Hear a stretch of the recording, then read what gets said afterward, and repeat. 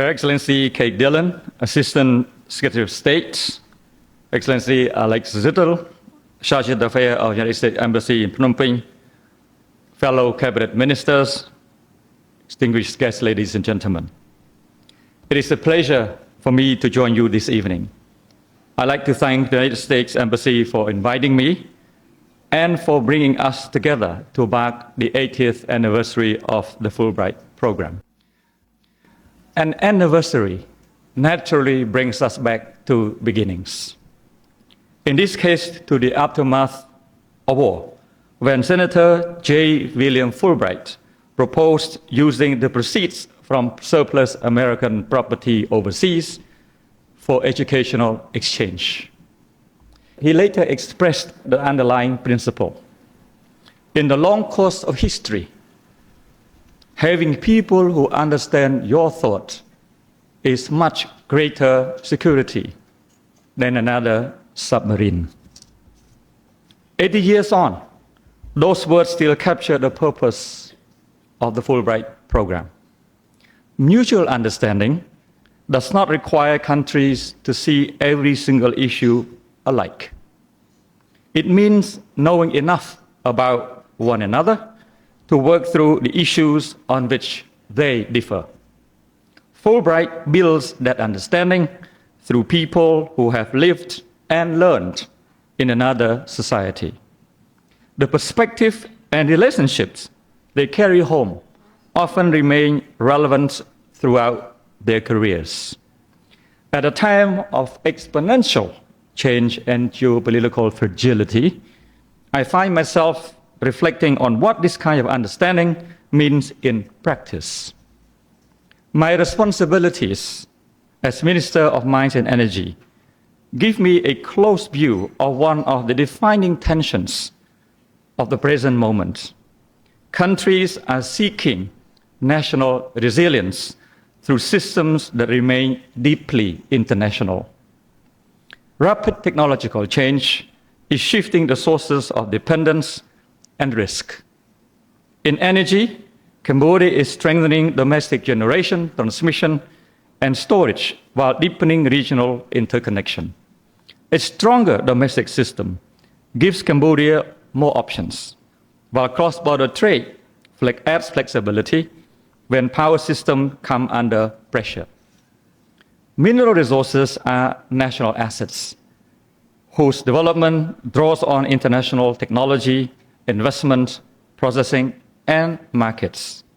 Cambodia therefore needs strong geological knowledge and regulation at home, together with reliable partners and access to markets abroad. Resilience in both sectors rests on domestic capability and dependable international relationships. Fulbright can be one way whose dependable relationships are built and sustained. Cambodian scholars bring their own experience into American universities and professional communities. They contribute the perspective of a country that has undergone profound reconstruction and economic transformation within a relatively short period. They return to Cambodia with new perspectives, while the people who studied and worked alongside them retain a deeper understanding of our country.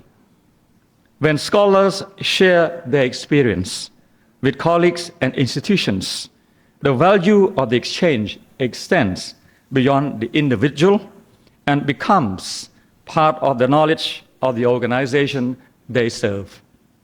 Together, these relationships form a continuing bridge between countries, making differences easier to understand and cooperation easier to sustain.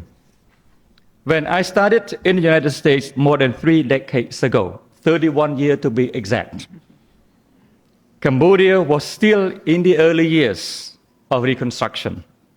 Much of what now seems ordinary could not then be taken for granted. The Cambodia of today is profoundly different. A generation has grown up in peace and stability, and the possibilities open to our people are far wider. We see clearly the work that remains, while drawing confidence from what Cambodia has already achieved. Over the same period, the relationship between Cambodia and the United States has developed in important ways. The United States has contributed to Cambodia's peace and progress, including through Fulbright. Today, Cambodia engages the United States with greater capacity and a clearer sense of priorities. This gives our countries a stronger basis for cooperation in the years ahead.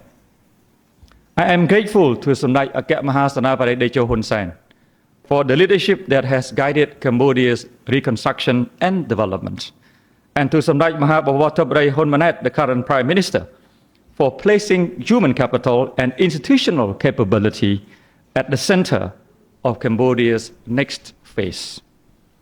I thank the United States Embassy and everyone who has made Fulbright opportunities for Cambodian scholars. I also recognize the alumni who have put their Fulbright experience to work in service of Cambodia. As we look to Fulbright's next 80 years, I hope sincerely that our American friends will see in Cambodia a country that has traveled a great distance and remains determined to move forward. I hope, too, that our two countries will continue to know one another better and build a closer relationship in the years ahead. Thank you very much. Thank you.